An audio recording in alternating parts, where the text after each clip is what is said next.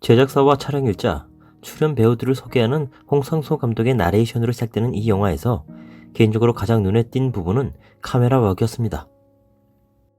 기존의 홍상수 감독의 영화들에서 보면 보통은 고정된 화면에서 줌인이나 줌아웃 하거나 이동 시엔 스테디캠을 이용한 안정된 화면으로 구성되어 있었습니다. 그런데 이번 영화에서는 홍상수 감독의 영화에선 처음 보는 핸드헬드 카메라를 사용한 흔들리는 화면이 눈에 띄었습니다.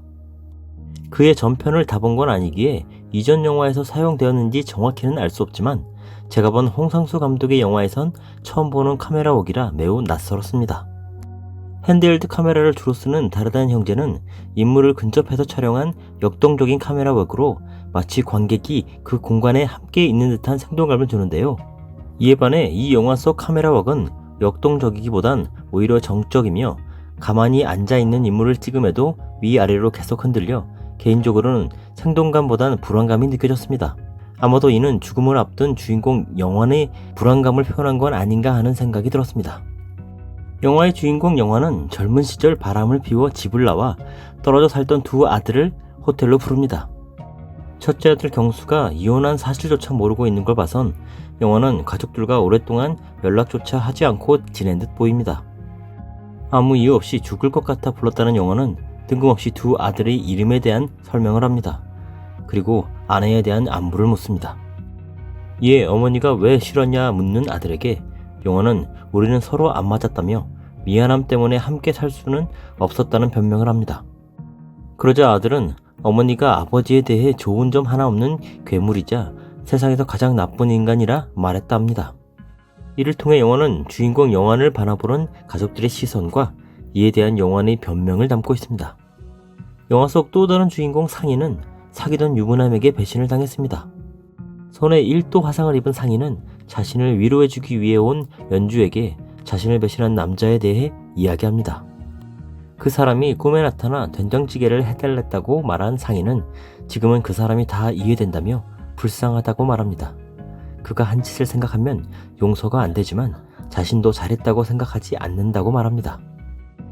이에 개인적으로 영화를 보면서 가장 먼저 든 생각은 역시나 김민희와의 스캔들로 인해 상처받았을 자신의 가족들에 대한 홍상수 감독의 마음을 담은 영화라는 생각이었습니다. 가급적 홍상수 감독의 사생활을 배제한 채 영화를 보려고 노력했는데요. 하지만 어쩔 수 없이 김민희와의 스캔들이 연상되었습니다. 실제로 홍상수 감독의 가족은 아내와 딸이 있는데요. 그래서인지 개인적으로는 영화 속 남자에게 배신당한 상위 캐릭터는 홍상수 감독의 아내를 표현한 건 아닌가 하는 생각이 들었습니다. 이와 함께 어릴 적 집을 나간 아버지를 찾아온 영화 속 두 아들은 홍상수 감독 자신의 딸에 대한 감정과 딸의 원망을 담고 있는 건 아닐까 하는 생각도 들었습니다. 이런 관점에서 김민희와의 스캔들이 터진 뒤 만들어진 밤의 해변에서 혼자 이후 그의 영화들을 생각해보면 스캔들에 대해 변명하는 듯한 비슷한 내용으로 보이지만 영화 속 시선이 조금씩 다르다는 점을 발견할 수 있습니다.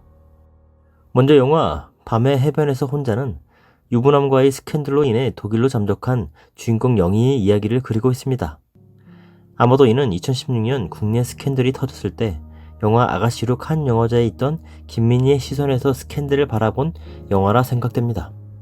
이와 함께 같은 해에 촬영된 영화 클레어의 카메라 역시 칸 영화제에서 해고당하게 된 주인공 마니의 이야기를 담고 있는데요. 개인적으로는 이 영화 또한 연인인 김민희의 시선에서 그녀가 느꼈을 스캔들에 대한 고통을 담고 있는 영화라 생각됩니다. 그 뒤 2017년에 만들어진 영화 그 후에선 자신의 회사 여직원과 바람이 난 출판사 사장 봉환의 이야기를 그리고 있습니다. 이는 아마도 스캔들이 터진 이후 느꼈던 홍상수 감독 본인의 시선에서 혼란스러운 마음과 생각들을 담아낸 영화라 생각됩니다. 그 뒤 만들어진 영화 플립들에선 주인공 아름이 네 쌍의 사람들의 이야기를 듣고 이에 대해 험담하는 모습을 그리고 있습니다. 이는 스캔들 이후 자신과 김민희를 바라보는 싸늘한 대중의 시선과 이를 조롱하는 언론과 네티즌들에 대한 생각을 담아낸 영화라 생각됩니다. 이처럼 홍상수 감독은 스캔들 이후 만들어진 5편의 영화에서 자기 자신을 비롯 연인인 김민희와 이를 바라보는 대중, 그리고 자신의 아내와 아이까지 스캔들을 둘러싼 다양한 사람들의 시선에서 되돌아보고 이를 영화로 하나씩 그려낸 건 아닐까 하는 생각이 들었습니다. 특히 영화의 결말에 나오는 주인공 영원의 죽음은 이런 스캔들로 인한 고뇌를 끝내고 새롭게 태어나고 싶은 홍상수 감독의 바람을 영화적으로 표현한 건 아닐까 하는 엉뚱한 상상을 해보았습니다. 아니, 개인적으로는 부디 이제는 스캔들 사건에서 벗어나 홍상수 감독 특유의 유머가 담긴 새로운 이야기를 만나보고 싶습니다.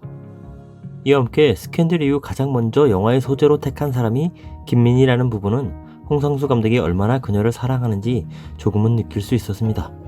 아마도 이는 스캔들 이후 가장 힘들었을 사람이 김민희였기에 그녀의 마음을 가장 먼저 영화로 표현한 건 아닌가 싶습니다. 또한 스캔들 이후 가장 마지막에 아내와 딸을 선택한 건 그만큼 미안한 마음이 컸기에 영화로 만들기 힘들었을 거란 생각도 들었습니다.